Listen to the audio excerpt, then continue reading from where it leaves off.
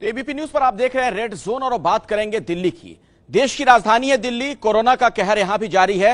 हर रोज नए मामले सामने आ रहे हैं और आज तो दक्षिण पश्चिम दिल्ली के कापासेड़ा इलाके में एक मकान में 41 कोरोना संक्रमण के मामले सामने आए हैं और यही वजह है कि दिल्ली के सभी 11 जिले रेड जोन में हैं।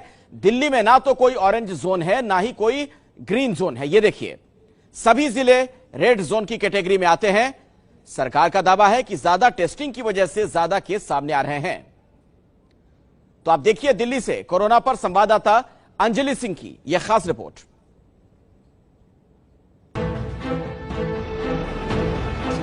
एनसीआर यानी नेशनल कैपिटल रीजन में आने वाले शहर ही आखिर दिल्ली से क्यों बढ़ा रहे हैं सामाजिक दूरी?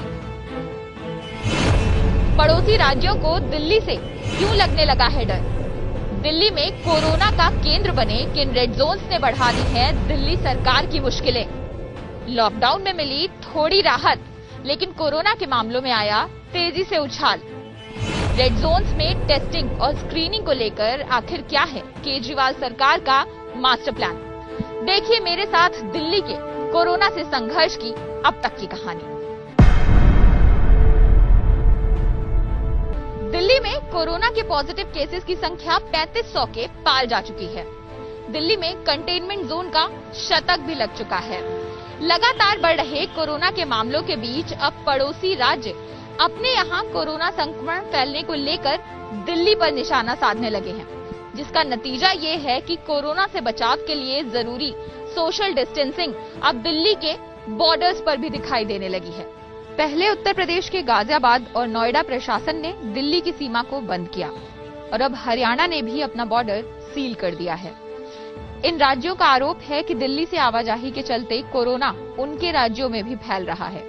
यहाँ तक कि हरियाणा से दिल्ली जाने वाली सब्जियों पर भी हरियाणा सरकार ने रोक लगा दी है। बहुत सारे लोग जो दिल्ली में नौकरी करते हैं और रहते हरियाणा में हैं, वो रोजाना पास बनाकर वहां से आ रहे हैं और वो कोरोना कैरियर बने हुए हैं। मेरी दिल्ली के मुख्यमंत्री जी से ये कहना है कि जो उनके कर्मचारी दिल्ली में काम कर रहे हैं उनके रहने की व्यवस्था वो दिल्ली में ही करें, उनको पास जारी करके हरियाणा में ना भेजें। दिल्ली की सीमा से लगे शहरों जैसे यूपी के नोएडा, गाजियाबाद, हरियाणा के फरीदाबाद, गुरुग्राम और सोनीपत में दिल्ली से आवाजाही पर पूरी तरह से रोक लगा दी गई है। देखते ही देखते जहांगीरपुरी दिल्ली में कोरोना का सबसे बड़ा रेड जोन बन गया है। महज 2 ब्लॉक, 1 अस्पताल और 1 थाने को मिलाकर यहां पर करीब 150 मामले कोरोना के सामने आ चुके हैं। जहांगीरपुरी की स्थिति कितनी खतरनाक है इसका अंदाजा इस बात से लगाया जा सकता है कि उत्तरी जिले में कुल 8 रेड जोन हैं और इनमें से 6 रेड जोन अकेले जहांगीरपुरी इलाके के ही हैं। जहांगीरपुरी के एच ब्लॉक की एक गली में 46 लोग संक्रमित मिले। यहीं के सी ब्लॉक में पहले एक महिला की कोरोना से मौत भी हो चुकी है, जिसके बाद सी ब्लॉक में एक ही परिवार के 31 लोग कोरोना पॉजिटिव मिले थे। साथ ही जहांगीरपुरी थाने में तैनात 7 पुलिसकर्मी भी कोरोना से संक्रमित मिले थे। महज 2 ब्लॉक और 1 थाने को मिलाकर करीब 84 लोग कोरोना संक्रमित हो गए। इसी इलाके में मौजूद बाबू जगजीवन राम अस्पताल में भी संक्रमण ने अपने पांव पसारने शुरू कर दिए। अब तक इस अस्पताल में डॉक्टर समेत करीब 60 स्वास्थ्यकर्मी कोरोना पॉजिटिव पाए गए हैं। दिल्ली में एक पूरा का पूरा जिला ही कोरोना का केंद्र बनता जा रहा है। अकेले दक्षिण पूर्वी जिले में अब तक 20 हॉटस्पॉट्स चिन्हित किए गए हैं। इनमें खासतौर पर Nizamuddin, Tughlakabad, Abu Fazal enclave, east of Kailash, Shaheen Bagh और मदनपुर खादर के हॉटस्पॉट्स शामिल हैं। इसके अलावा दक्षिणी जिले के महरौली और संगम विहार इलाके भी अब कोरोना के नए हॉटस्पॉट्स में तब्दील होते दिखाई दे रहे हैं। दक्षिणी जिले के महरौली में आम आदमी पार्टी के 2 वॉलंटियर कोरोना पॉजिटिव पाए गए, जिसके बाद प्रशासन के हाथ पांव फूल गए। दरअसल ये दोनों वॉलंटियर पहलवान ढाबे के आसपास के इलाके में खाना बांटने जाया करते थे। इसको देखते हुए प्रशासन फौरन हरकत में आया और पहलवान ढाबे के आसपास की 8 गलियों को सील कर दिया गया। अधिकारियों की माने तो करीब 1500 परिवार इन इलाकों में रहते हैं, यानी यहाँ की एक बड़ी आबादी में संक्रमण फैलने का खतरा मंडरा रहा है। इससे पहले महरौली में ही एक सब्जी विक्रेता के पॉजिटिव पाए जाने पर हड़कंप मच गया था। दिल्ली में सरकार ने कोरोना की टेस्टिंग को लेकर रणनीति भी बदली है। पिछले कुछ हफ्तों में दिल्ली सरकार ने टेस्ट की संख्या बढ़ाई है, जो कि देश के कई अन्य बड़े राज्यों की तुलना में काफी ज्यादा है। इसके साथ ही दिल्ली के रेड जोन्स में केजरीवाल सरकार ने टेस्टिंग और स्क्रीनिंग को लेकर एक खास प्लान भी तैयार किया है। क्या है केजरीवाल सरकार का ये मास्टर प्लान, ये जानने से पहले एक नजर इन आंकड़ों पर डाल लीजिए।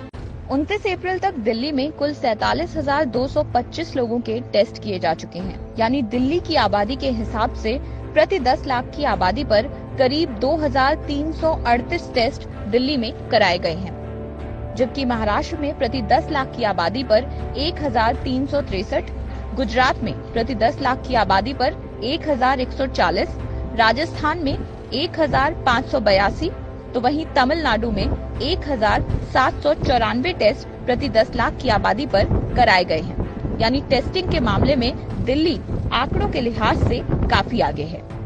लेकिन दिल्ली में हमने निर्णय लिया कि हम टेस्ट खूब कराएंगे ताकि पता चल जाए कि कौन संक्रमित है, कौन इन्फेक्टेड है, और जो इन्फेक्टेड है उसका फिर इलाज कराया जा सके, उसको फिर अलग किया जा सके ताकि वो और लोगों को ना फैलाए।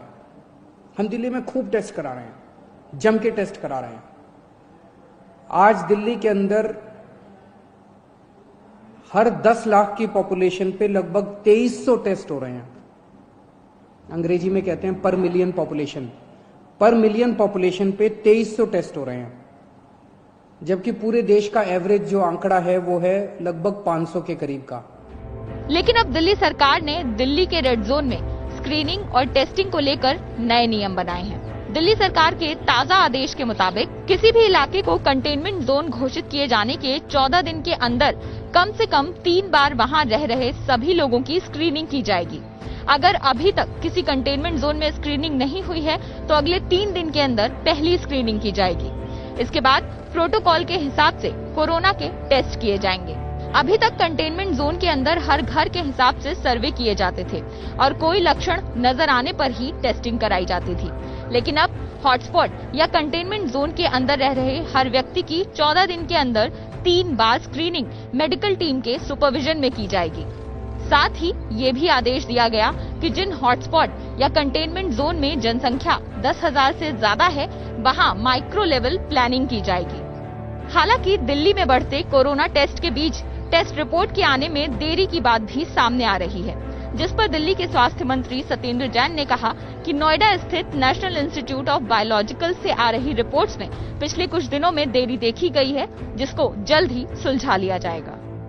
दिल्ली में एक और जहां लॉकडाउन में थोड़ी राहत देते हुए मुख्यमंत्री ने केंद्र के निर्देश पर कुछ सुविधाओं और कुछ दुकानों को खोलने को लेकर रियायत दी है, तो वहीं दूसरी ओर दिल्ली से प्रवासी मजदूरों को उनके राज्य वापस भेजना और कोटा में फंसे दिल्ली के छात्रों को वापस लेकर आने की चुनौती से निपटना अभी भी बाकी है। रेड जोन के अंदर जो छूट दी गई हैं वो सारी लागू होंगी। रेड जोन के जो भी नियम है वो सारे लागू होंगे। ऑरेंज जोन कन्वर्ट होता है? नहीं, रेड से ऑरेंज में इशू है ना, पूरे डिस्ट्रिक्ट को कर रहे हैं, वो कंटेनमेंट जोन को नहीं कर रहे हैं। तो एक मतलब डिस्ट्रिक्ट के अंदर मान लो 4 कंटेनमेंट जोन है, 6 कंटेनमेंट जोन है, तो 5 ठीक भी हो जाते, 1 रह जाता है। तो अभी तो मतलब अब 17 तक की बात करेंगे तो दिल्ली 17 तारीख तक रेड जोन में ही है। लेकिन इन तमाम चीजों के बीच दिल्ली सरकार के सामने सबसे बड़ी चुनौती है दिल्ली के रेड जोन्स में कोरोना संक्रमण को फैलने से रोकना।